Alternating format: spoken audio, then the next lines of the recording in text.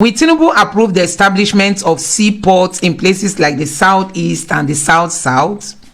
Take a look at this. Between Abia and Akwa Ibom states will drop the cost of shipping by 27%. According to the Nigerian Inland Waterways Authority's report, over 65% of the cargoes that berth in Lagos, Nigeria, ends up in the southeast. The question to ask is, why do eastern shippers prefer to take delivery of their cargo in Lagos, even when such goods find their way back to the east by road at the end of the day? How can the eastern ports become more attractive to shippers in terms of addressing challenges of infrastructure, hinterland connection, security?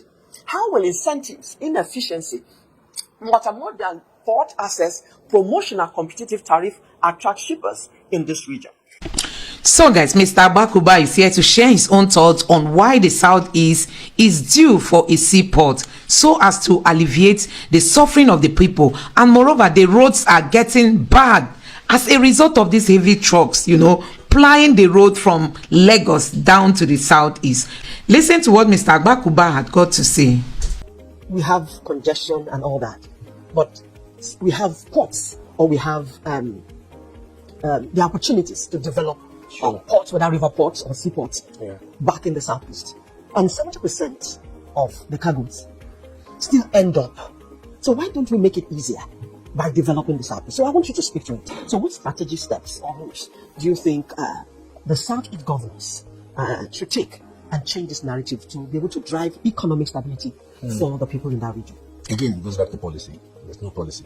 When the colonials were here, they had a policy. So they had critical ports. They had Lagos, they had Calabar, they had Cocoa, they had Port Harcourt. And they knew where to export and import. So they knew what port was best for what. Now there is no such thing. Apart from Roro, Tinkan. Yes. I don't know whether there's any special ports. So people just build ports politically and all that, and the federal government doesn't want to let go of Lagos or Port Harcourt. But that's not the correct answer. The correct answer would have been to say, what are the needs? Where are we seeing tonnage? If we have 1 million containers, where are they headed? Now, out of 1 million containers that come, 700,000 vested in Lagos, only to go by road to the east. Because 7 out of 10 containers end up in Onitsha. Because that's where the market is. It's the largest market in Africa.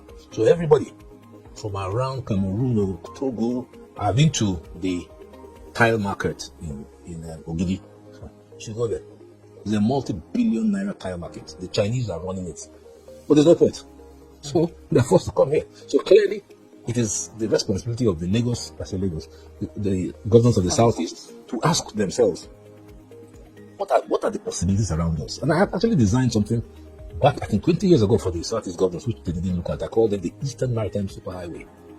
Eastern Maritime Superhighway. So design the ports along deep ports. So for instance, Orashi, Oguta, which is Ihiala, which is between Anambra and Imo State. Then Azumiri, you should see Azumiri port. Azumiri waters, blue, beautiful. Then you should see the green waters of. They were the trading routes. They were the colonial. The colonials had 41 trading ports. 41 trading ports. They used to push Palm Canal from here to Port Harcourt. Coal, timber. All of that. It's all gone.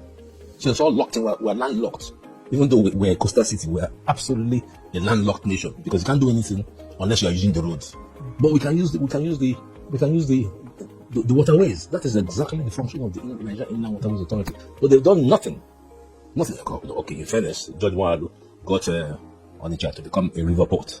So what exactly, if you are to advise the governor of Imo State, because looking at Imo State, it has the highest gas deposit in Nigeria. It has 7 communities, when it comes to oil.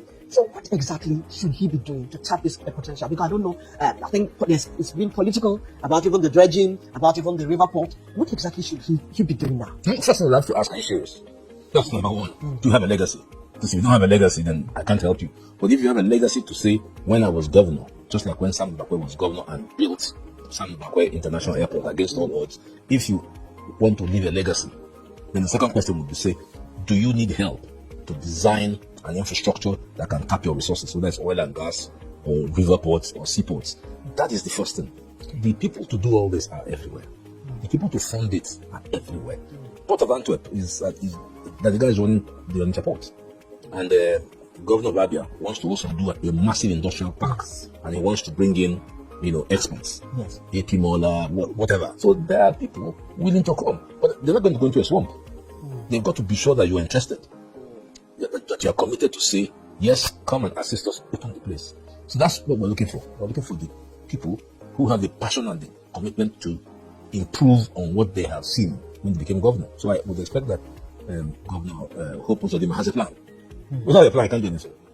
All you just want to see is a plan. A plan. And his readiness to give That is it. to give this. There must be a plan.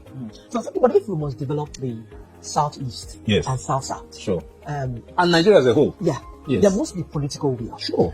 But before we get the approval from federal government, Sure. would you think that the southeast governors together Yes. come together? Because it's not an individual thing. Uzodinma does his, Yes, Echi yes, does his, yes. and all that. Soludo, I don't know. So there has to be this collaboration. Sure. Aside from also the agencies, maybe NIWA, that is also crucial Sure. in to be part of this. So what do you think the southeast government should be doing? We've done it. We've done it 20-something years ago. Me and a couple of people, Chris Okoye, who is a big man in shipping, we pushed for the Southeast Development Cooperation. Where the South, in fact, we all talked about how to create legislation so that they could exchange all sorts of ideas. Nobody was interested. Not a single government was interested. And in particular, Martin, what's his name now? So when they leave office, forget their name. Martin or whatever his name is, governor of Ebonyi State, was not interested. He made clear to us, my state is backward. What I need to do is to catch up. So what you are saying will make me go back. What is that? The governor. Shocked. Not interested. It's sad. It's sad, really. Before I let you go, what else do you want to see in the maritime industry after that engagement? What I want to see, let me be honest with you. Maritime industry is just a small stake. Is it not time that we ask ourselves, 60 years after independence, we are still in this mess? When I went to Korea, town of about 2-3 million, the capital, with 61 bridges. Lagos here, that is 20-something million, has only 3. So that's got to be that. And the guy that did it in South Korea was a soldier. Some people are beginning to say, it might sound silly, with the level of poverty and discontentment and disenchantment, are Nigerians really in a position to vote properly? So the question now is, just like some people said, should Parliament not have the power to overturn Supreme Court decisions? And that's because people began to lose faith in the judiciary. Yes. So some people are saying, shouldn't we really have a benevolent leader? Who cares if he's there 50 years? Who cares about what he does, so long as he's fixing things? Yes, he can take us away from The Chinese model, they are democratic. But if you see what they are doing, they have the Belt and Road Initiative. You know about it? The Belt and Road Initiative on the old Silk Road, over 2,000 years old. They are building roads and bridges. They've now entered into Africa. And when they do so, they can serve their roads. So where are the guys here that can think at that level? And the guys in China are not Democrats. Yet they have brought 1 billion people out of poverty. So there's this whole issue now, because I'm going to every 4 years, we'll go through the charade of election. It's my turn. After it's my turn, you go there, nothing happens. So maritime, yes, I know that's your angle, but I think there's a larger picture of the quality of Nigerian politicians and whether they get there to do anything, whether it's in the field of maritime or infrastructure or business or whatever. So that is, I think, is the larger lesson. You can't talk about developing the maritime sector when the leaders are not trying to do anything. Look at Dubai. Dubai is not money. I mean, they had the money. Dubai is vision. Somebody sat and thought out this thing from his head. Yes. And without thinking, the money flowed. And now they have made oil in small parts of the entire economy. Everyone wants to be visit. Actually, now Saudi Arabia started. They're taking all the things, golf, cricket, Formula 1, boxing. That's the way they start, to make their place attractive. So I think that. And here in Nigeria, we have a lot of ocean resources Absolutely. left. Absolutely. If you go to this place, No, absolutely. It's so sad. I don't know. It's so sad. It's so sad. People should go. I want people to go to River Ethiopia to see it. Very sad. This is a fine place to end this conversation. It's been Dr. Onitsha Abakuba, SAN, talking to us about what the Southeast and Southside governments should do to develop the region. Thank you most especially for your time on the show.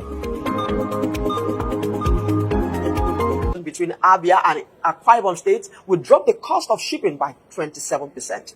According to the Nigerian Inland Waterways Authority's report, over 65% of the cargoes that berth in Lagos, Nigeria, ends up in the southeast. The question to ask is, why do eastern shippers prefer to take delivery of their cargo in Lagos, even when such goods find their way back to the east by road at the end of the day? How can the eastern ports become more attractive to shippers in terms of addressing challenges of infrastructure, hinterland connection, security? How will incentives, inefficiency, multimodal port access, promotional competitive tariff attract shippers in this region? These are many more are the questions Temisa Omasaya, former DG Nimasa, tends to speak to. Stay with us.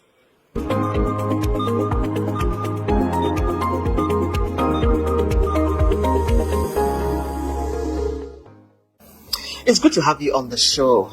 Thank you very much. Let's start this conversation looking at the economic potential of Nigerian ports. Well, first of all, whether fortunately or unfortunately, Nigeria is a very import-dependent nation. At the present moment, we are importing quite a lot of items to Nigeria, and therefore the need for us to have a very efficient port system is very, very key. Most especially as it affects the cost of goods and the cost of doing business. There's some things you cannot change. You cannot change international freight rates, but having to get the goods actually from the ports to the end user and actually clear those goods within fixed times and whatever else, it's very, very important. So therefore, it's very important. But when Nigeria becomes more of an export-oriented country, which is where we will get to in the future, there is need also to make sure our internal logistics is efficient, because the cost of producing goods might be cheap, but if your logistics are expensive, it will actually affect your cost and will make you very uncompetitive internationally.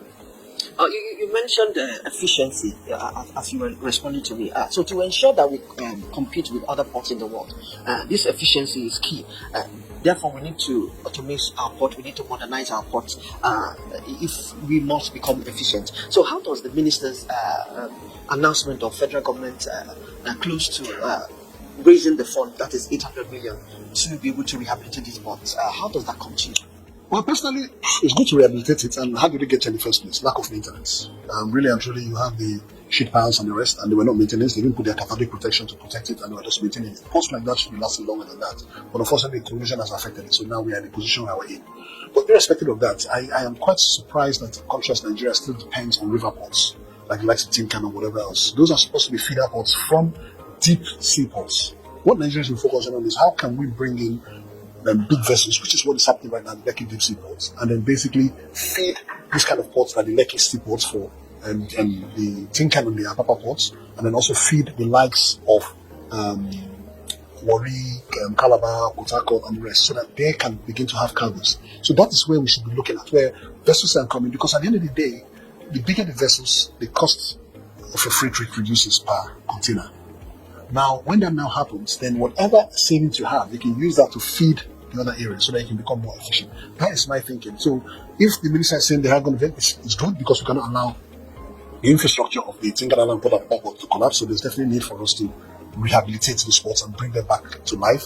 But you know the impact of Apapa and Tinkan already on the economy, because the amount of trucks which are queuing up, the inefficiencies and everything in those areas are affected, because every goods that land on the port, if it's not cleared within 48 hours, then you begin to generate demurrage. And the shipping, the terminal operators are very happy charging us demurrage. But how can you do that? Because if the customs are not clear, are not able to release the goods on time, you have issues. If the trucks cannot get to the port on time to load it, you're also facing issues. So there are just issues down the line. So there needs to be a coordinated impact or coordinated efforts by everybody to make sure it goes. I do not believe that the customs should wait for a goods to come and have to go there. I personally believe that we should identify the first 5 most important international ports where goods are coming in from, and the customs should actually station their people there, and then the goods should be pre-inspected before they leave. And they can set up systems, set up app where they can monitor the goods, so that while the goods are on high sea, the goods are clear, and so that when it's landing on the port, it's leaving the port immediately.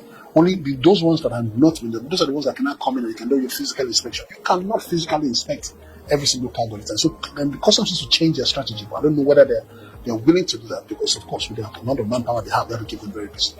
Okay, this vessel turnaround you mentioned looks easy when you're saying it. So practically, how do you think this can be achieved? And you understand that the customs and the Minister of Marine are two different ministries. So how do we effect this collaboration to ensure that this vessel turnaround time is being achieved to 48 hours? Personally, I think that it's a very difficult statement to make, but I would make it. That I believe that there should be competition within NPA. NPA has become too colossal. It's becoming like an NNPC right now. I think there should be a competition between Lagos ports, Western ports, and the Delta ports and the Eastern ports. And everybody should go and fight for their cargo. But right now, everybody's just so like, if it comes to clears it and whatever income will come. So nobody is competing against it, because if you now create a competition now, Delta ports will be fighting to get better security within the Delta port area and begin to talk to the likes of Maersk and everybody. Please come to my ports. This is the efficiency. Warri ports, we can give you this. We can give you this draft. We can discharge within so and so amount of hours. That is what's happening with the ports in the Western countries. In other words, what they're doing there is that they're saying to you that Lagos cannot give you what we can give you. So if you go to the likes of Cotonou and Lomé now, you'll be shocked at the level of efficiency there. What they've done is basically they have said, well, we know the Nigerians cannot do it, so let us take it a notch so that shipping companies, it's not about the government screaming. Shipping companies looking for efficiency, how to make their money. How do we turn our vessel around very quickly so that we don't sit in the port wasting time? Coming to Nigeria, they're wasting too much time, too much bureaucracy. Whereas they can go to Lomé, within a short period of time, they discharge, they're out of there, they're gone. So these are the issues we need to face. And secondly, the most important thing, we need to put square pegs in square holes. We need to put people who understand the issue of port operations. You cannot begin to put the management of people on these kind of areas and people who are novice, who are learning on the job. You can't learn on the job. You need to go out there with a clear conviction and begin to do your job confidently. Okay, away from that, looking at NIWA's report that over 65% of cargoes that berth in Nigeria ends up in the southeast. So, what strategic move or steps should the governors of the state take to change this narrative and ensure economic stability for the people in that region? First of all, if NIWA, which is the government organization, is saying so, government itself should have actually picked on this. Why? Government is spending over 1 trillion naira. They're spending over 1 trillion naira for the road infrastructure. Naturally, you know that earth powers are the ones destroying this road, and the heavy trucks destroying this road. So therefore, government needs to find a way. How can we reduce the amount of trucks that are applying our roads? That should be a government policy. And how can you do that? You already have laws in place that allows you to do such things. Now, for the eastern ports, yes, quite a few of goods, as a matter of fact, quite a bit of goods are going to the eastern ports, and I must say I'm quite impressed by what I'm hearing that's going to be happening in Abia State right now from Aba with 24-hour power. With the manufacturing is going to pick up. I can assure you that the people from Abia State, especially the Aba axis, it's going to be something else. That is going to be an economic hub for this. But that doesn't stop there. They are landlords. They need to get their goods out. They need to get it out at a cheaper and efficient way, because they will not be competitive. If you are having to move a container out of Aba to the West and Central African countries, and it's costing you $2,000 per box, and whereas the guy in Italy is doing it at $500 per box, you are no longer competitive. So you cannot just look at the issue of production in isolation. So how do we do it? A river barge can carry 200, maybe 100, 200, 300 TEUs. That is between 100 to 300 trucks off the road. And of course, because it's carrying 300, its cost per box is reduced, so that the economies of scales are there already. Unlike if, for instance, I carry one container now, I'm taking one from here, I'll be hypothetical, from here to Onitsha, let's say for instance now, it might cost me now, with the cost of this, it might cost me 1 million, 1.5 million naira for that, and I don't know what it costs now. But you can imagine if I was able to take a river container barge and load 200 containers on it, it will not cost me 1.5 million per container. It will be cheaper because I'm carrying a lot more containers, or even going along the way, I can even drop some at Warri, and I go along the way, drop some at Onitsha before I begin to find my way back. In the other instance, I can also go through the Imo River, or maybe because Imo River, the accessibility is a bit tough right now because of the failure to dredge the access into Imo River. That's the entrance of the Atopobo, where Ikotabasi is. So what one can do quite clearly is that maybe we just have to come through publicly, but the distance is a little bit longer. So which means government now needs to make the Imo River navigable. It doesn't need to be extremely deep. You can get it to 3.5, 4 meters draft, so that at least those self-propelled equipment can begin to move up those areas. But for the Eastern State governors, in my own opinion, you don't need to do what everybody's doing. Everybody's building airports everywhere. You don't need to build airports everywhere. What can we do? Let us, for instance, look for the place that is most accessible to this equipment. And then we'll begin to see how we can invest in rail lines so that those states can now begin to build dry ports within their own states so that every goods that land at that port is not sitting down there but being taken immediately by rail to those places. So those goods are cleared at the dry port, not at the river port itself. That's my thinking. We are due for a break, and when we return, we'll be finding out why shipping companies prefer to use the Lagos ports. That will be after this short break. Please stay with us.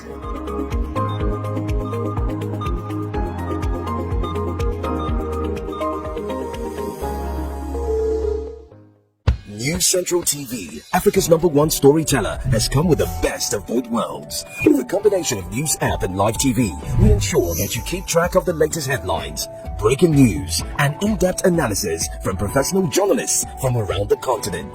Download the News Central TV app on Android and iOS and get started today. Don't forget to follow us on News Central's social media platforms. News Central, Africa first.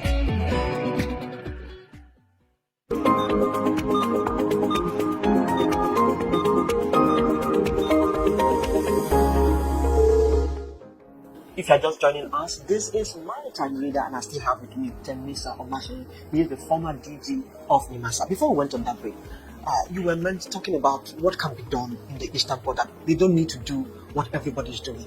A lot of infrastructure can be put in place to ensure that, the goods that comes to that place can be moved. That's why we move forward.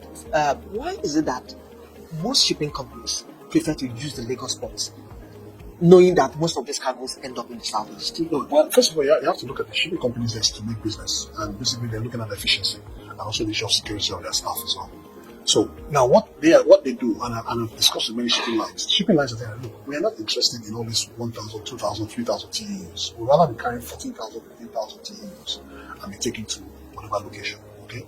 Now that is what we want to do. So what they are trying to say is that we'd like to have a situation where we have a hub, where we can come in and just drop all the cargoes, and then thereafter you guys sort yourself out, which is good for international shipping. What that creates for Nigeria, what it allows us to do to Nigeria, is to develop our own capital trade, whereby we can begin to pick up those cargoes and begin to feed the smaller ports, maybe eastern ports, with whatever ports we need to feed them, and then bring back our exports. Because one of the challenges we're also facing is that a lot of agricultural exports are increasing. Somebody told me the story of some guy who was trying to ship yam abroad. The yam stayed so long on the roads getting to the Apapa ports. By the time it got to the port, it was cooked, because it was so hot in the container that it actually cooked the yam. So the bottom line question, these are the challenges even exporters of agro-produce. How do we do our agro-produce?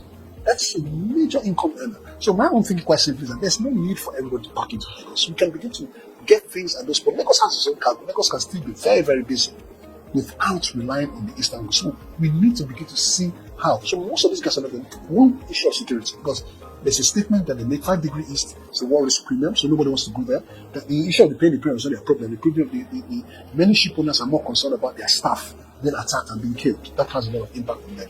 And then also they carrying these large vessels, and they just feel like that's why you see how busy Lekki Deep Sea Port is going to be. Lekki Deep Sea is going to be very, very busy, because I'm sure you notice they're bringing in larger vessels. But it might also be having the issues, Apapa and Chinka. Yes, it will. In terms of infrastructure. Where's the real? Yes, that is the but you notice what happened on the last Federal Executive Council. They just approved the contract for the Lagos Port Harcourt, Lagos Akwa Ibom road, which is going to be 10 lane. So that's another attempt which they are trying to do. But still, we don't need to put everything on the road. We can take them, discharge them on the quayside, load them on smaller feeder vessels, and begin to feed all the other ports so that we can create whatever. Nobody's taking business from anybody, but everybody is actually trying as much as possible to see how we can expand. The Nigeria's economy is too big for one state ports. We need to have more ports. No. In your answers, you mentioned having a particular port in the east that will serve the other states in the region. But I'm worried about the politics of which of the states will it be. Then maybe you need to understand, the governors need to understand the economic potential these will bring to the region. Maybe talk us through that. No. See, you cannot play politics when it comes to economics. Okay. The bottom line, what the state needs to do is basically to take their hands off it. This is a private sector driven whatever. You need to look at what is the most efficient thing that we need to do. So what they need to do to come, the 5 eastern states need to come together and say, okay, can we just get a professional and let us be bound by his opinion on where is the most efficient place to put this, an economically viable place to put this, and let it happen like that. And let us, 4 or 5 of us, become major contributors and become major stakeholders in these ports. So all of them can be owners of these ports, can be part and parcel owners of these ports, but then they will leave it to the professionals for them to determine where the location will be. That's my opinion. It's not about politics. But before I let you go, what exactly do you want to see the Minister of Marine and Blue Economy do as regards our ports in Nigeria? Aside from the funds for rehabilitating the ports, what else do you want to see to ensure that we are competitive? That is what is important. That's a very, very difficult question. First of all, the minister needs to understand what he's doing. And with all due respect to him, I don't think he has grasped what it is. Port operations is not an easy operations. You cannot bring in people who are lecturers or people who are lawyers in offices or whatever to come and do port. You need port operations. You need professionals who know how port is efficiently run. Let me tell you, I'm very sincerely, the time of saying only Nigeria should occupy position is over. We need to look for the best hands to get us out of the mess we are in. We're in a big mess. And I must commend the likes of NNPC. NNPC went out there.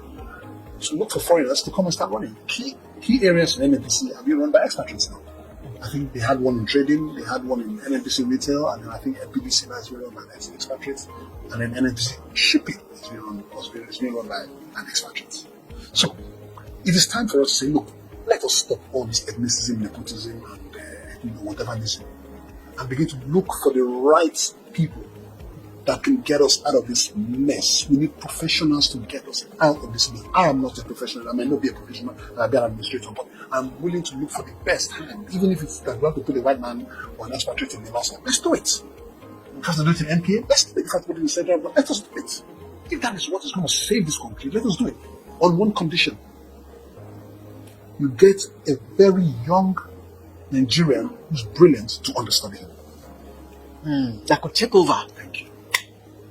That could take over. That's it. Because we must drive this maritime sector if we must end over-reliance on oil. Look. And the only escape route is the maritime industry. Exactly. And then we need professionals. We need people who know the job. Let's look for anybody, whether it's America, Europe. If we cannot find a Nigerian, get an expert to come in and do this job for us. We are in a mess. This is not the time to play politics with this business. This business is one of the major booming businesses in the world, and we are playing politics with this. And this is the wrong time to play politics with this kind of business. We need to get out of the mess. And shipping is a major revenue driver and economic driver for any country, and we're not taking advantage of it. So let us get the right people in there to do the right job. So guys, you have seen it for yourself. Honestly, if this government is ready to be fair to the southeasterners, it is high time we get seaports. At least in the south there are many strategic places. It mustn't be Lagos alone. It's time to like decentralize power, decentralize whatever is happening in various states, So I think it's a welcome idea to have this seaport in the southeast or in the south. It's a very welcome idea because we can't keep going through what we are going through. The seaport in Lagos is very congested, and that has led to the hike of prices of clearance. You need to pay through your nose to clear your vehicle and all that. So I think this is a very welcome development. Let me know what you think in the comment section below. Please don't forget to subscribe to my channel, turn on the notification bell. Please give this video a like so that YouTube can recommend it to others. Drop your thoughts in the comment section below. Thank you.